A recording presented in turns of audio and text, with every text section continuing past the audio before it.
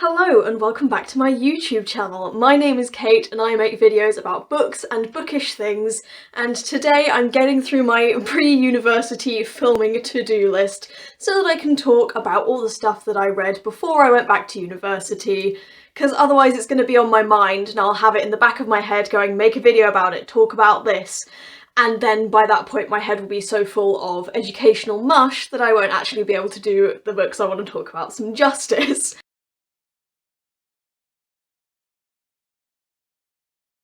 Today I am going to be talking to you about one of my favourite books that I read last year, The Sound of Stars by Alechia Dow.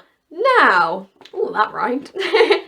This is a book that I was very excited to get for Christmas last year. I mentioned it in the Christmas birthday haul video that I made recently, and basically it's been one that I had my eye on for quite some time. It was recommended in an A-Spec reading list that I found online. I can't remember which one, so I'll link a couple down below because I love getting more people to read A-Spec and Aromantic Spec books.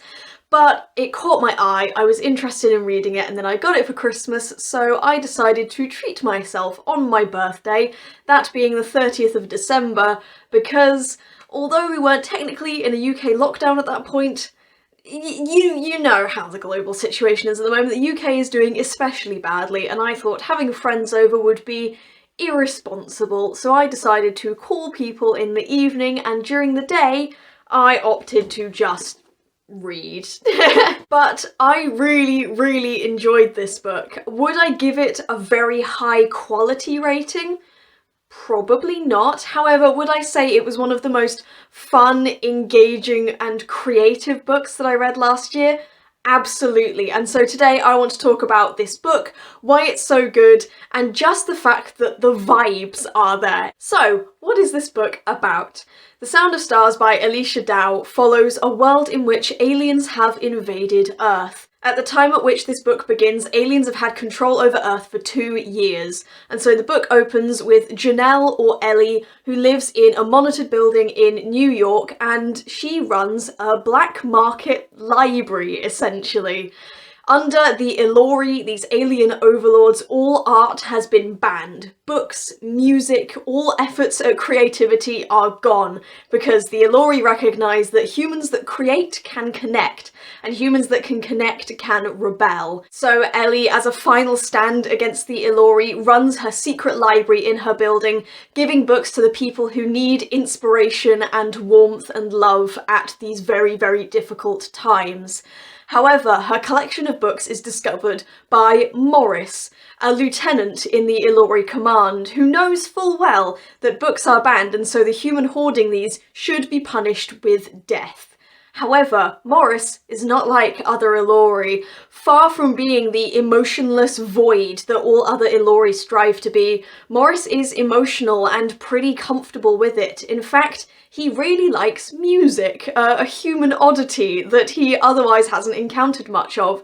And so when he discovers Ellie, the human who has been hoarding these books, he knows he's found someone who will be able to get him stashes of human music.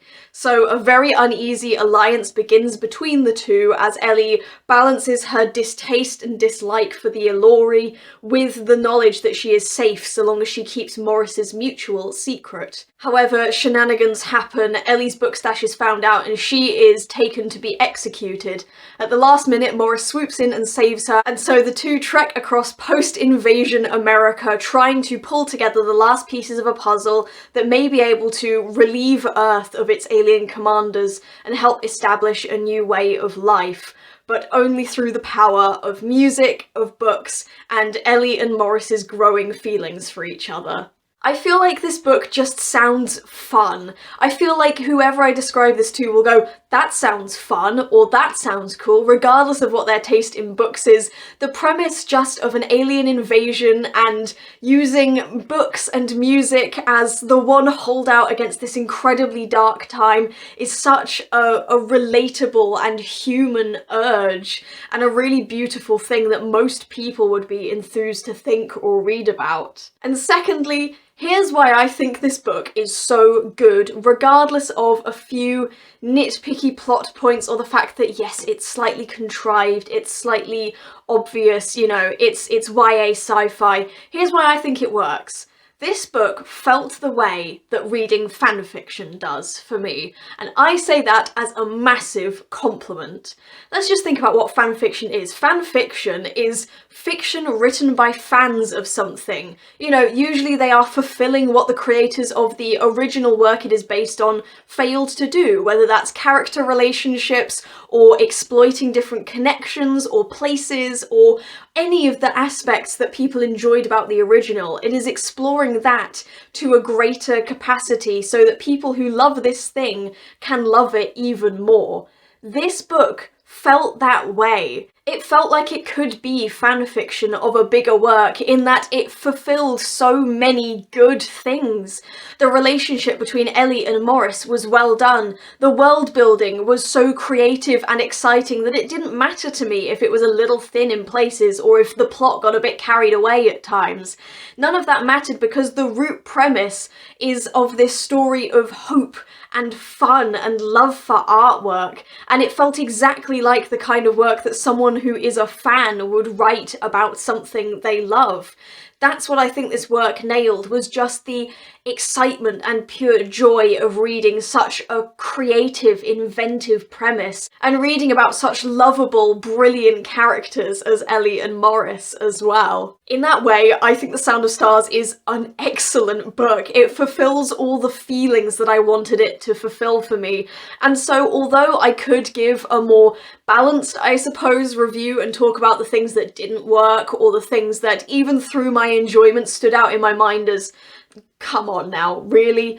I don't want to, and I don't think it is worth acknowledging. This is a book about a love for humanity and a love for art and about these things conquering all. It is also just about the ways that we connect to other people and the ways that we can deal with horrific situations of injustice and violence and, you know, quite an apocalyptic setting, and the ways that we can cope with these ideas and still be able to hope and plan for a better future. And yeah, for a sci-fi story about a pop music loving alien and a girl who risks it all for books and her favourite musicians, it felt so realistic. That was the thing that got to me more than anything. The emotions and feelings that this book explored felt so realistic and so human, and that was what did it for me. You can put me in any setting with any characters, and as long as I think those feelings are raw and human and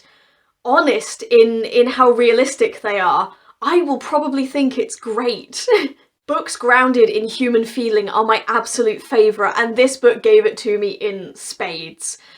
Okay, so now I will talk a little bit about the excellent aspects of this book. I may go into slightly spoilery territory. I will hopefully not give away anything massive because I really want more people to read this book, but I may give away some of the details that aren't necessarily obvious or that aren't given in the blurb, so they may count as a tad spoilery, but hopefully would never spoil your enjoyment. Just a little bit to whet the appetite, if anything. First of all, I thought the world building of the invasion of Earth by the Ilori and of the Ilori as creatures was so interesting. The opening line of this book, I will give it to you because I thought it was just absolutely fantastic. The prologue begins with, "The invasion came when we were too distracted raging against our governments to notice." The fact that this invasion comes at a very 2020-21-esque point in time for Earth made it so poignant for me. Reading about a world that is so focused on its own issues that it doesn't even notice the gathering threat of aliens in the sky made it so relevant for this period in time in particular, and is what made it so interesting in that regard. Also, the Ilori are a fascinating species. I'm not a big one on sci-fi, I have to be honest, and especially not space-age galactic stories with, you know, crazy alien races and things like that. But the development of the Ilori was, I thought, fascinating, specifically with the two breeds of Ilori. I'll explain it very briefly. The true Ilori are the alien overlords whose intent it is to colonize Earth effectively, and they unfortunately are just a little bit too delicate to cope with the climate of Earth and, for example, of the other planets that they have decided to invade and take over. So instead they use their own genetic material to develop the lab-made Ilori, who are essentially Ilori but a much more scaled down version, who are clones, effectively. They're the stormtroopers. It is their job to go and prepare these planets for the Ilori to then come down to and take over in whatever fashion they like. And this immediate parallel between the race discussions that go on in this book as well made it incredibly powerful. Also with the almost caste system that the Ilori have, I'm sorry, I don't know how to pronounce it, but where the true Ilori are seen as the true ones, being inherently superior, while the lab-made Ilori are no better than stormtroopers. Morris as well is in a particularly interesting position because he is technically the son of the heir of the Ilori people, but he was made out of the genetic material of only his mother, and it is his father who is the heir to the Ilori. So although he has been born into this incredibly powerful Ilori family, he is still not seen as good enough, and there is a huge amount of tension between him, his father, and his older brother, due to this nature of him being lab-made and them being true. Additionally, the reason for the Iloris invading Earth, it's capitalism. It's capitalism. The Ilori, as a true, you know, spacefaring race, are looking to profit from the number of planets available for the Ilori and other species to use as vacation destinies.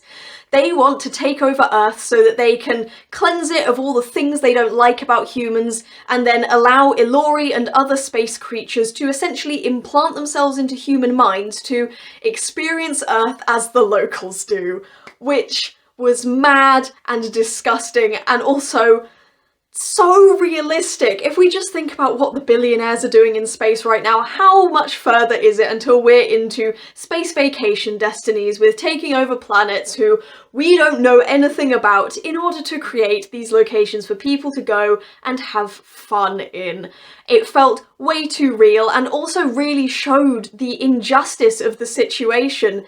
Ellie is here fighting for her life, fighting not to die for books, because some aliens wanted a getaway location. I say it's realistic in the capacity of spacefaring billionaires, but also if we just think about their history of colonization, especially English history, that's what happened. People said, look, that looks nice over there, let's go have it. Fascinating, brilliantly done. Just the concept of a lab-made version of your so-called superior species that you then use to do the things that you are too weak or incapable of doing. It just... Of course that would happen. I love it as a concept. It's awful, but like I love it as a concept because doesn't that feel like the next stage down from having servants or slaves is just to go, cool, I want another one of me to go do the stuff I can't manage. But there we go. And the parallels that this drew then between Ellie as a black woman who has grown up in a very, very racially sensitive America that is struggling to cope with the ideas of black rights and the Black Lives Matter movement, and then she meets Morris, who believes he is inferior to his own family due to him being born in a different way to them. The parallels of their unique experiences of discrimination are something that allow them to be brought together, but also to appreciate that Ellie is still in a real disadvantaged position here, regardless of Morris's own struggles. And I really, really like that Alechia Dow didn't just put them in the same position and go, look at them, they've both had it rough. She acknowledged that Morris is still an oppressor, he is still a colonist, regardless of his own position, regardless of his willingness to defect and to betray his people, he is still in a real position of privilege, and Ellie is at his beck and call at many points due to the fact simply that she is human and he is not. I thought that was excellently handled, and I thought it was a really, really good, nuanced look at the ways that discrimination affects everyone differently. One of the best things that I thought was explored in this book was Ellie's response to the invasion. At the point at which the book starts, it's been 2 years since Earth was invaded, and so Ellie has been living like this for 2 entire years, and yet she doesn't miss the way Earth was. She talks about the racism that she faced as a black woman living in America, as a black young teenager living in America, and that it isn't something she misses at all, and that if the Ilori were to just go away tomorrow and leave them as they were, it wouldn't be a good place, and it's not something she ever wants to return to.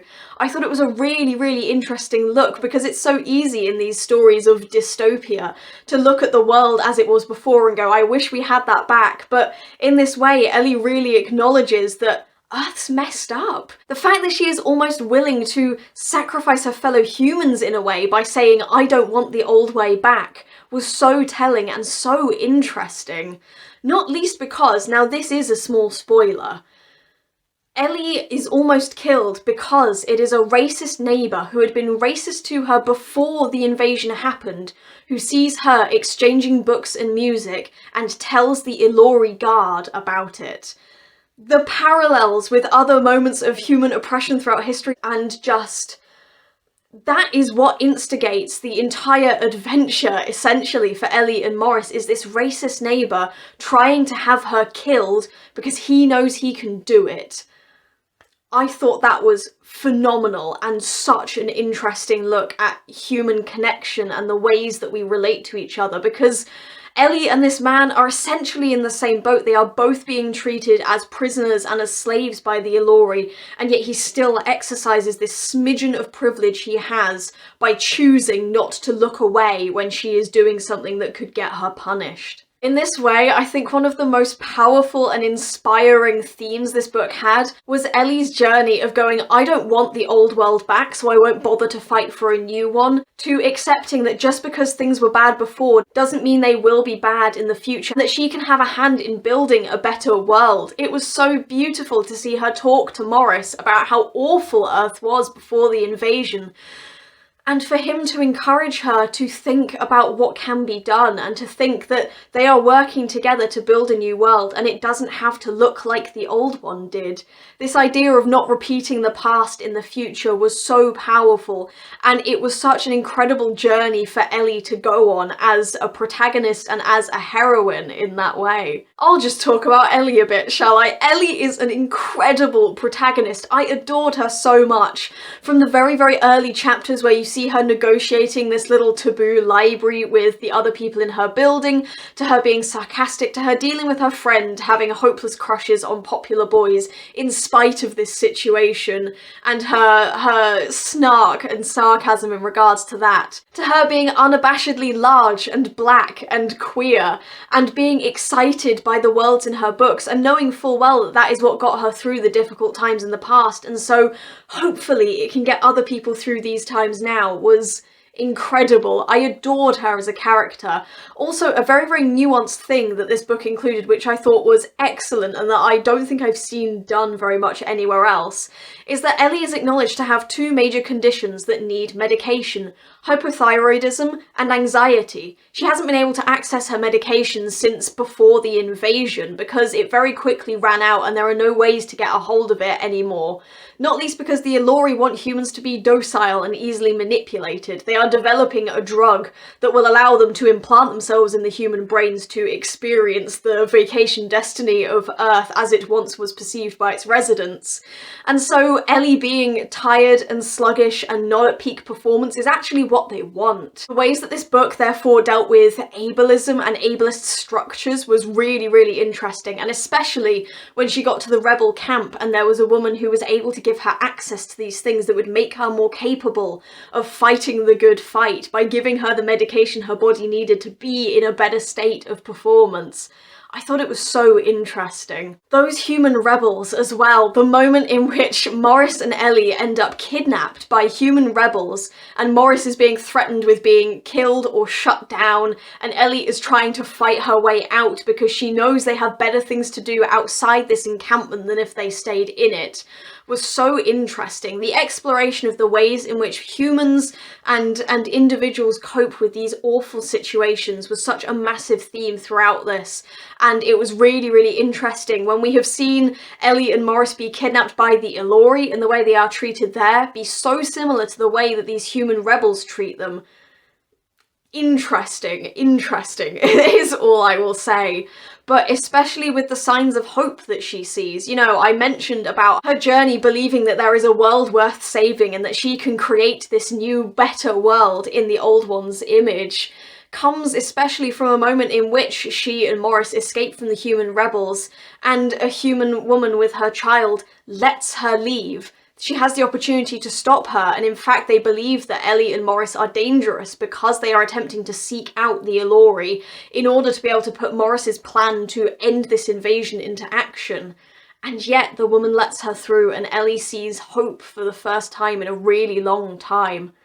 Excellent. I loved it. Okay, and now I'm going to talk about the reason why I wanted to read this book. It has demisexual representation.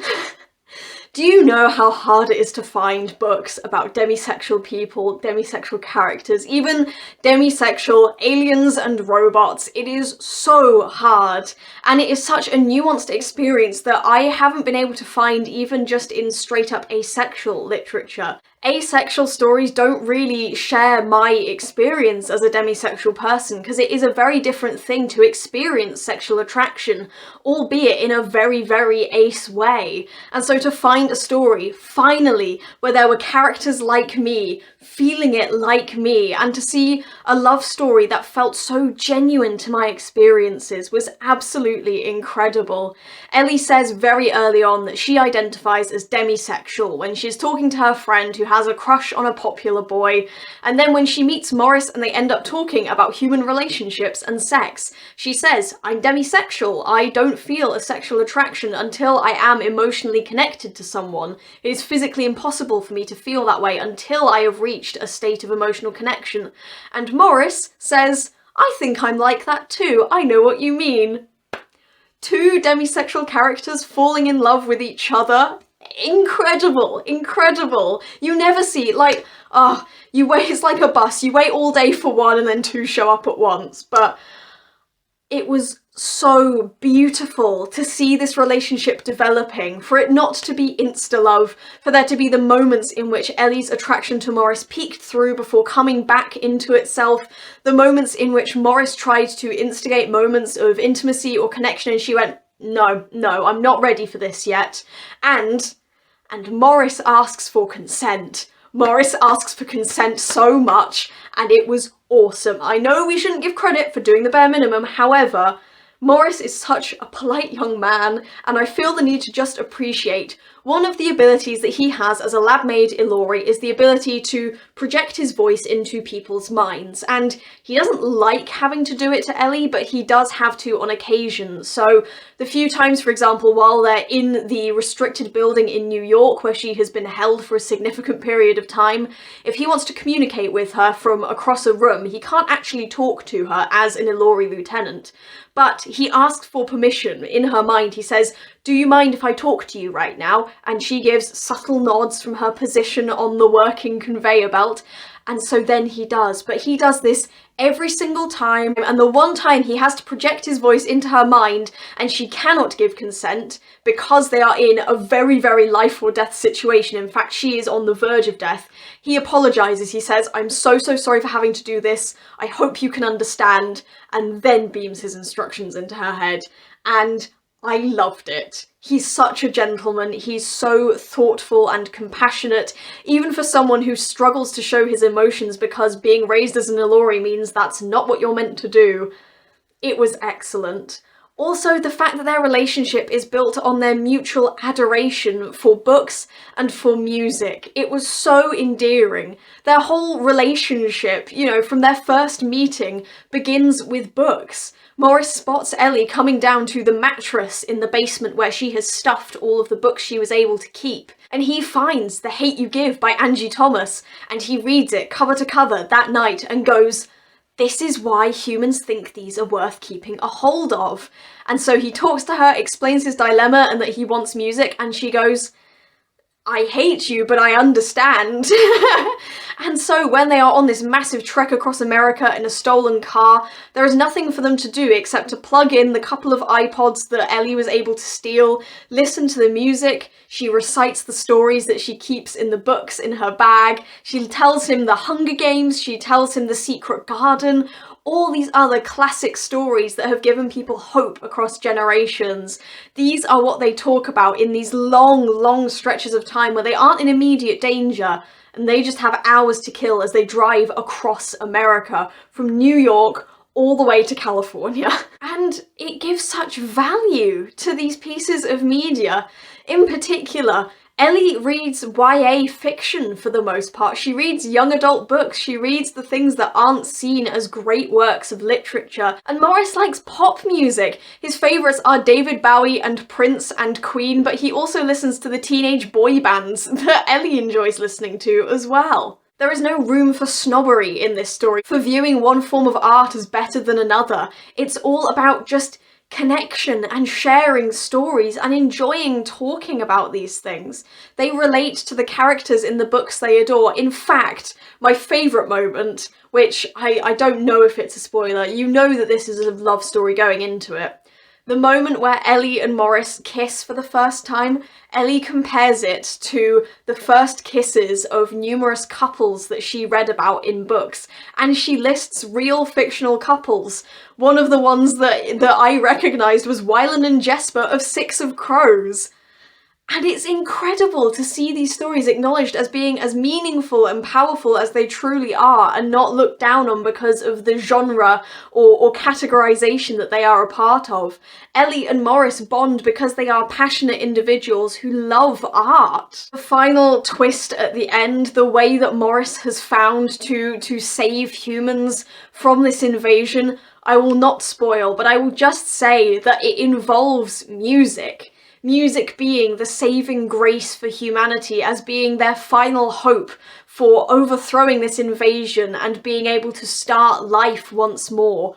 Music saving people, literally, like, beautiful. What do I need to say? I don't think there's much more for me to say. This book was just stunning. I loved all the different themes it explored about humanity. I loved the tone with which it did so. I loved the flavour of this book. I loved this light, starry, sci-fi feeling that it had, imbued with deep emotion and love and appreciation for art, and with two such earnest, wholesome characters who worked hard to do what they wanted to do, but also allowed themselves to give in to vulnerable feelings like love and attraction. It was such a beautiful book, and I devoured it because I wanted them to be okay. I wanted them to succeed. I wanted them to save Earth. I wanted them to be in love. It was just great. And so although I know there are aspects of it that seem a little cheesy, a little bit cliched, a little bit pulled from all the myriad of other sci-fi, apocalyptic, dystopian stories that are out there, I still think it's incredible, and I wouldn't have it any other way, very simply. If you were to change anything in this book, I'd go, no, don't. No, don't, though. Because it feels like fanfiction. It feels like a loving tribute to something great. And the great things in this are love and hope and art. And I can't say that there is anything higher or loftier that it should be dedicated to. Love, hope and art are what define us humans, I believe.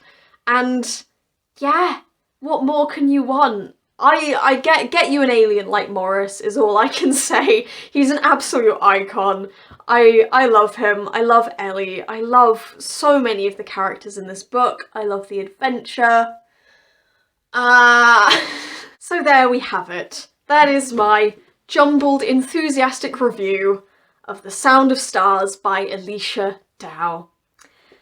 Please read it. If you like sci-fi, if you are enthused by any of the elements I've described of it, give it a go. It's such fun. I think if you don't try and take it too seriously, if you enjoy the things it can offer, it will give you so much. This is a book with heart. This is a book that wants you to love it and wants to love you back.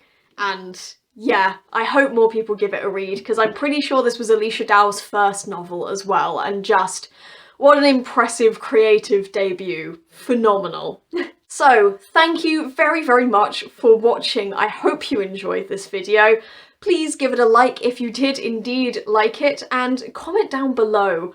If you have read The Sound of Stars, I wonder what your experience was, because I saw a lot of low reviews on Storygraph, which made me sad, because I think it deserves much more credit for what it does. But yeah, if you've read it, or if I've convinced you to read it, I hope that you will share your thoughts with me as well. Feel free to subscribe if you want to see more of my bookish content, and I will see you next time.